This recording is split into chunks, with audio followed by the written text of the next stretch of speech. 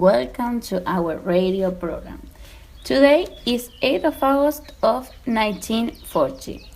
We have with us Jean Louise, the daughter of Margarita Seld, better known as Mata Hari. She was a famous dancer, spy, and a handy woman that fight for her rights, but tragically without results. Hello, Jane. Hi. As I know, your mother was called Margarita, but she decided to change it to Mata Hari. Do you know what she did it? Yes, she told me when I was a child. It was because after her son's death, my brother, called Norman, she returned to Europe in 1902. She knew she was beautiful, and when she was 18, she decided to live using her beauty. So she started working as exotic dancer, but changing her name for Mata Hari. That means literally eyes of the day, in honor to her relatives in the Netherlands. It's very clear that your mother wants to be a free person. Your mother got married at young age. How was your marriage? She told me that she knew about her beauty. So when she was 18, after sending some letters with Rudolf Lockett, a captain that wanted a wife, they got married on the 11th of July in 1895. Then she moved to Halle, where his husband, my father, had been posted, and they had two children, my brother, Norman John, in 1897, and me in 1898. In 1899, my brother died. Doctors told us that it was the result of syphilis that my parents had. Is to say, my parents had syphilis, but in really, my parents thought it was one of our servants in revenge because my father treated him horrible, so he poisoned my brother. And my father was addicted to alcohol because of this, and my mother started to practice folkloric dance. Okay. It's clear that your mother doesn't have a good life. Yes, it was too difficult. In her last years of life, she was incarcerated during months, and although her lovers were a big political charge, they didn't want to get into the matter. When the government decided to accuse your mother without argument, they sent she to prison. After a lot of months, your mother was killed. Can you tell me something about it and how it was? Yes, when she was young, she wanted to get one work, so she went to Germany, and there she started looking for any work. There she fell in love with Vadim Maslum, a Russian boy, and just when she was there, the Second World War started. So she wanted to regret to her home. So one soldier asked her if she can be a spy for the Yes. government. And she said yes because she just wanted to regret to home. Mm-hmm. She regret, and she was In France? in France. the France government thought that she was a spy, so then they incarcerated her for many months, like 6 or more. and she was all this time being in very bad conditions, because it was easy to get some infections. Yes. And after more or less 6 or 8 months, they execute her. They put her in front of many men, soldiers with arms, and they shoot her.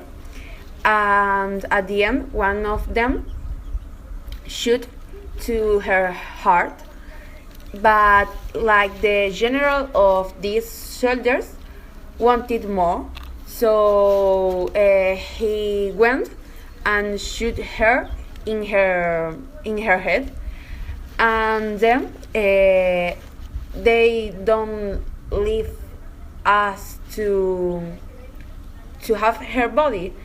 They use it to as I know, they put her head in a museum. Yes, they cut her hair and put it in a museum, but then they use her body to science, to different universities, and to do different discoveries. It was very hard in that. Yes, for us it was very hard. Your mother had a difficult life even when she was a child.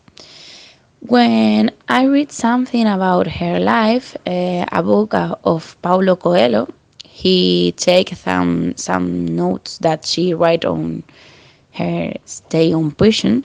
He said that people felt envy even when she was at school. That's not all. She lived in a sexist time where men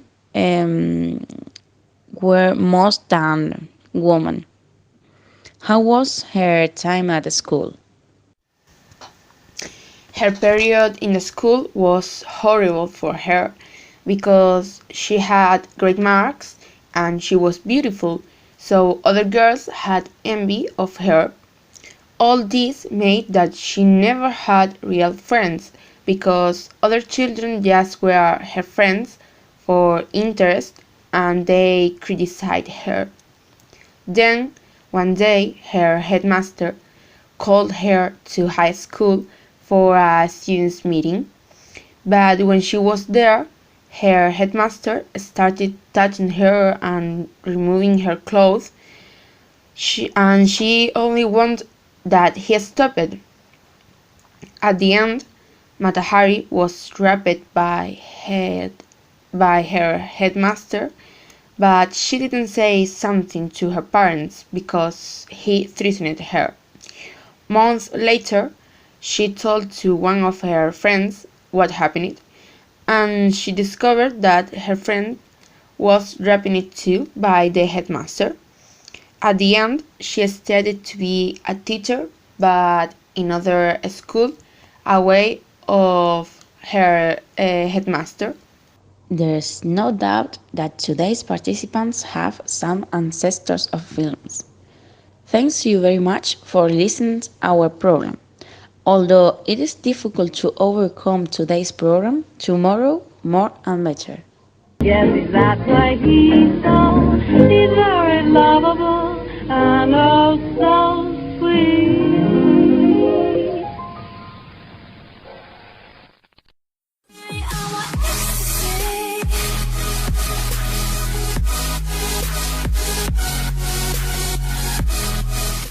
Hello and welcome to our radio program. Today is 5th of July of 2040. We have with us Charlotte of Cambridge. Is a British princess and the second daughter of the Dukes of Cambridge, Guillermo and Catalina, and the granddaughter of Diana, Princess of Gales, better known as Lady Di. We are here to talk about your grandma. Tell me, who was she? Good afternoon. Well, as you said, she was the Princess of Gales. She was born on July the 1st in 1961 and she died on the 31st of August in 1997 when she was 36 years old. So she died very, very young. Yes. And over all her life, your grandmother was called by many different names. Why? Well, from her marriage to her divorce, she was called Her Royal Highness the Prince of Wales. After her divorce from my grandfather, the Prince of Wales, in 1996, Diana, my grandmother, ceased to be the Princess of Wales and also lost the resulting Royal Highness title. So after her divorce, officially she was called Diana, the Prince of Wales. And although she didn't possess that title, she was called like that. Okay. As all people know, your grandmother, Lady Di, was a great person and a great woman. Your grandmother took part in humanitarian causes.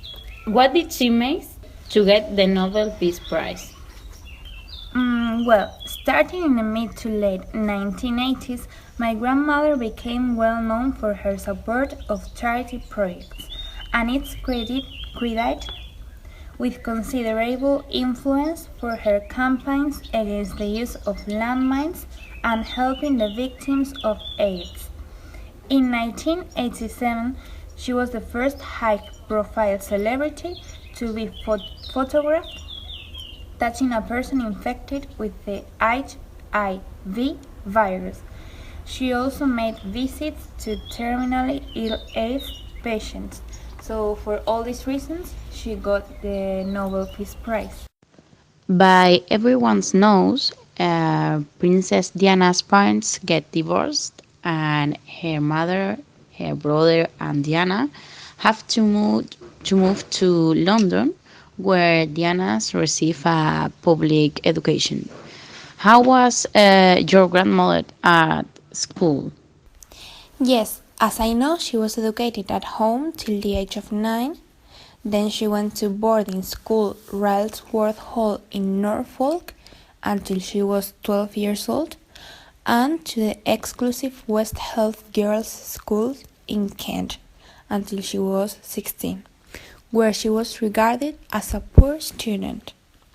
She failed all her O levels twice and later dropped out at the age of 16. She would pack her bags and try Institut Alpin Weilmanet, a finishing school in Switzerland, but also quite after term. It was about this time when she first met Prince Charles, my grandfather, who was at that time dating her eldest sister, Lady Sarah. Your grandmother's death shocked the world. It was very tragic. So, could you tell us what exactly happened? Yes, unfortunately, she died on the 31st of August in 1997 at the age of 36, as I said before. Very younger. Very, very young, yes. And it was because of a car accident in the Pont de l'Alma tunnel in Paris, France. Mm-hmm. After vacationing with her partner Dodi Fayer on his father's yacht, the couple stopped in Paris on their way back to London. They had only planned on staying for one night, but everything changed shortly after midnight on August the 31st. That was the day that she died. Oh, yes. Diana and Dodi left the hotel and were being driven to Dodi's father's nearby apartment by Henry Paul. In order to avoid the paparazzi, my grandmother, who was one of the most photographed people in the world at that time, Yes, because she was very popular, very famous. yes, and she had a decoyed vehicle where she sat with Dodi in the back of the car. And just 3 minutes after leaving the hotel, Henry, the car driver, entered the Alma underpass to avoid approaching paparazzi. Because they were following them. Yes, they were. Yes. And he then lost the control of the car, which went over the speed limit. So apart of that, she lost the speed limit and smashed into the tunnel. Furthermore, none of the passengers were wearing seat belts. Dottie and Henry were killed instantly, and my grandmother was extracted from the car and threatened at the scene before being transported to the nearby hospital. So imagine that she was threatened in that conditions. And then when she arrived to the hospital and the doctors did what they could do, because it was almost impossible, she died. Okay, thank you. Welcome. I want